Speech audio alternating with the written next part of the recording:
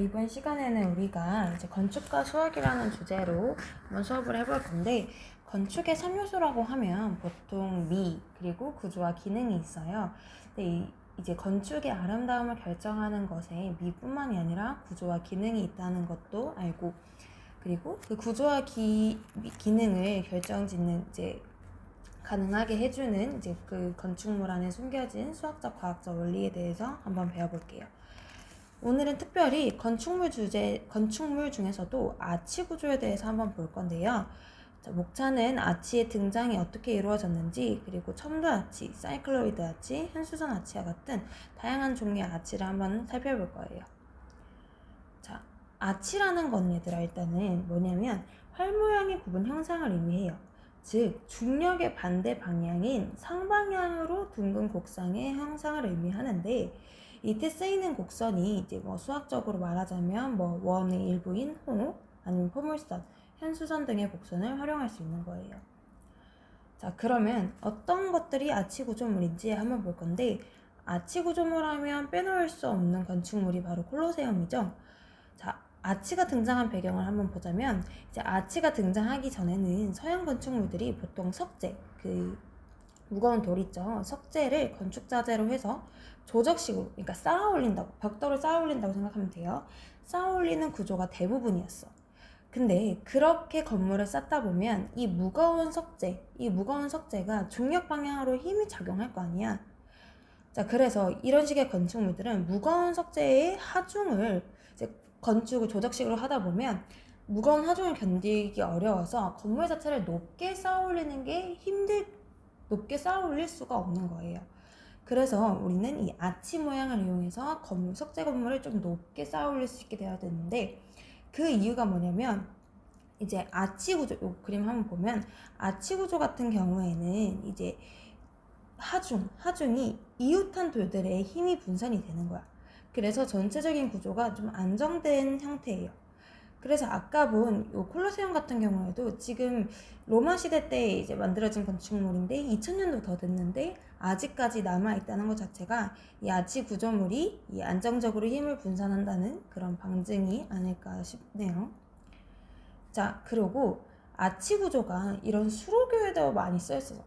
수로교가 뭐냐면 이제 멀리서 물을 끌어올 때 필요한 건축물이라고 보면 되는데, 이제 수로고처럼 물의 흐름을 가능하게 하거나 또는 이제 공기가 이렇게 통할 수 있도록 공기의 흐름을 가능하게 하는 것이 이제 필요해졌죠, 건축물에서. 근데 이런 구조를 만들기 위해서 이제 아까 조적식이랑 아치 구조물을 봤을 때, 조적식 같은 경우에는 하중이 한 부분 이렇게 집중되었기 때문에 균열이 발생할 가능성이 커요.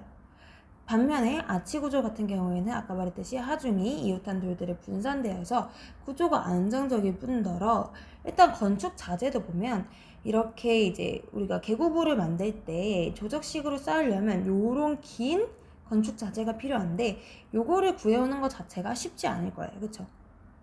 길다란 거, 그죠? 그래서 뭐 건축 자재 면이나 아니면 구조적인 면이나 모두 수로교를 만들 때 조적식으로 보다는 아치 구조로 하는 게 훨씬 더 효율적이고 유리하다는 걸 알 수 있는 거죠. 그래서 아까 봤던 요 퐁디가레예요. 이게 퐁디가레인데 얘는 고대 로마 수도교 중에 가장 높은 다리라고 말할 수 있는데, 요 지역에서 큰 홍수가 발생했었대요. 근데 다른 건축물들은 다 무너지고 이제 없어졌는데도 불구하고 요 수도교만큼은 아직까지 건실이 남아있다고 해요. 이 수도교의 이 크기를 보면 정말 압도적이다. 크기나 넓이나 보면. 이렇게 큰 수도교를 만약에 조적식으로 쌓았다고 생각을 해보면 얼마나 아치가 더 효율적인지 이제 실감이 되죠.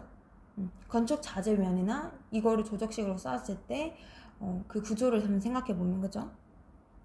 네, 지금까지 본, 요거 한번 더 볼게. 요거는 로마 산탈렌젤로 교인데 요것도 석조 아치교에 해당해요.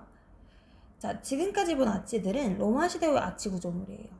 이제 이 로마 시대 아치 구조물에는 대부분 원의 일부인 호를 곡선으로 활용해서 만든 아치 구조물들인데, 이제 중세 시대에 들어오면서 이제 고딕 양식이라는 게, 중세 시대 때는 너네들 알다시피 이제 종교적인 영향이 종교적인 것들이 이제 중세시대에서 중요해졌잖아요. 중세시대 말에 이 고딕 양식이 번성을 하게 됐어요. 이제 이 고딕 양식이 번성을 하면서 아치의 모양도 조금씩 달라졌는데, 요 모양, 이 뾰족한 모양, 얘는 사실 이렇게 원호 두 개가 이렇게 연결됐다고 볼 수 있는데, 요 모양이 이제 첨도아치라고 해요. 이 첨도아치는 고딕 양식의 대표적인 특징 중에 하나인데요. 이 로마네스크 양식, 그러니까 즉 원호로 이용한 이 아치 양식보다는 조금 더 이렇게 선직인 수직 형태가 두드러지죠. 이는 아마 이제 중세시대의 종교적인 열망이나 종교에 대한 신성함 이런 게 담겨 있다고 볼 수 있는데, 중세시대 때는 하늘의 빛이 곧 신의 존재라는 신념이 있었어. 그렇기 때문에 지금 여기 성당 보잖아? 성당 보면 이렇게 첨다치 모양으로 되어 있죠. 그래서 건축물을 그 로마네스크 원호로 이용한 아치보다 좀 더 높게 올릴 수 있어요. 높게 올릴 수 있었고, 이 천장에 이렇게 스테인드 글라스를 활용해서 높은 곳에서 빛이 내부로 유입되는 구조로 성당을 만든 거예요. 아까 말했듯이 하늘의 빛이 곧 신의 존재라는 신념이 그대로 건축물에 담겨 있다고 볼 수 있겠죠. 자, 그러면 왜 원호 아치가 이제 첨도 아치가 원호 아치보다 더 건축물을 높게 올릴 수 있느냐?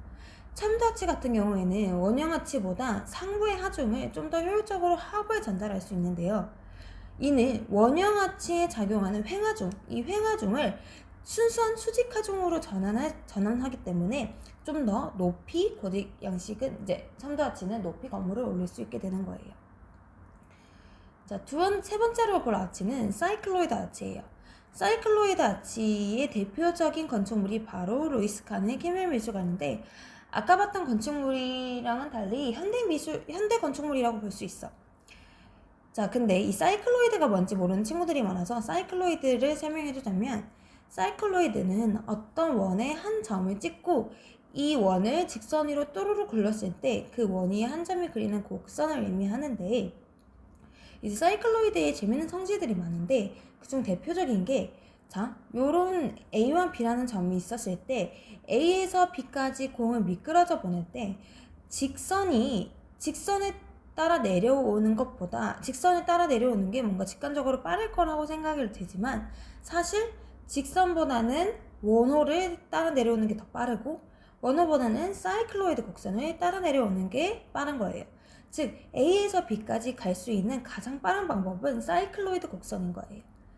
그래서 사이클로이드의 곡선을 이용한 건축물을 한번 소개해 볼 건데, 사이클로이드 아치는 아니에요. 그냥 사이클로이드 곡선을 활용한 건축물인데, 한옥의 지붕이 이제 사이클로이드 곡선을 활용했다고 볼 수 있어. 이거는 선생님 개인적인 생각이야. 선생님은 건축 전문가가 아니어서 개인적인 생각인데, 이제 요거는 팩트야. 남부지방에는 이제 강수량이 비가 많이 왔잖아요. 그래서 이 한옥의 지붕에서 비를 빨리 떨어뜨리는 게 중요했단 말이죠. 그래서 최적의 곡선 형태를 찾으려고 봤더니 아마 그게 사이클로이드 곡선이 되지 않았을까, 요 생각이 들어. 그러니까 내 생각에는 이제 사이클로이드 곡선이 무엇인지 먼저 알고 설계한 것이 아니라, 아무래도 이 선조들의 지혜, 조상들의 지혜로 이제 빗물을 빨리 내려보내는 그런 곡선을 찾다 보니 아무래도 사이클로이드 곡선을 활용하지 않았을까 하는 생각이 들어요. 이제 마지막으로 소개해줄 아치는 현수선 아치인데, 자, 현수선 아치를 이해하기 전에는 먼저 현수선이 무엇인지를 이해해야 돼요. 자, 현수선이라는 거는 너네가 이제 밀도가 균일한 끈이 있어요. 그 끈의 양끝 부분만을 고정해서 그 자체 무게만으로 이렇게 드리워진 곡선 있죠. 그 곡선을 현수선이라고 하는데, 현수선은 그래서 물리학적으로 정의를 하자면 그 자체 무게만으로 드리워져 있는 밀도가 균일한 선이라고 정의를 할 수 있어요. 자, 그러면 현수선 아치는 무엇이냐? 현수선 아치는 현수선을 뒤집은 모양으로 모든 하중이 압축 응력만으로 작용하게 된 구조물인데, 이게 무슨 말이냐 하면, 이제 현수선 내부의 압축력이 현수선과 나란한 방향으로 작용하는 거야. 무슨 말인지 알겠죠? 그래서 이 현수선을 변형시키는 힘이 따로 발생하는 게 아니라 그 아치의 무게 자체가 아치의 모양을 유지하게 해주는 거예요.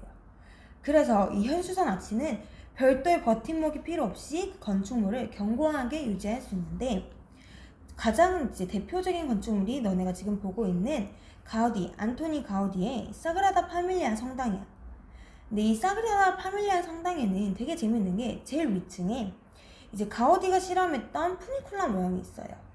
이제 푸니쿨라 모양은 가우디가 이제 끈을 매달아서 최상의 현수선을 찾으려고 했었거든요. 그래서 그 과정을 우리가 엿볼 수 있는데, 이 푸니쿨라 재밌는 게 푸니쿨라 모양 밑에 거울을 하나 둔 거야. 그래서 이 거울이 있어서 이 거울에 반사되는 모습이 사그라다 파밀리아 성당의 외관 구조와 같음을 우리가 눈으로 확인할 수 있는 거죠.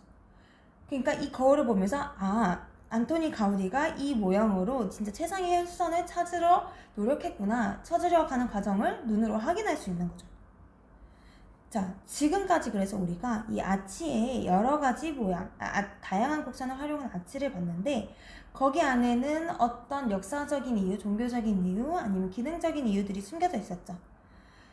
이제 우리는 그래서 건축이라는 게 이 역사가 있는 어떤 예술과 기술의 결합체라고 말할 수 있는 거예요. 그 안에 우리가 다양하고 수준 높은 수학적, 과학적 원리들이 숨겨져 있는 것도 알 수 있게 되었죠. 자, 이번 시간을 통해서 너네한테 수학이 한 번 더 그 수학의 유용성과 가치를 인식할 수 있는 그런 기회가 됐으면 좋겠어요.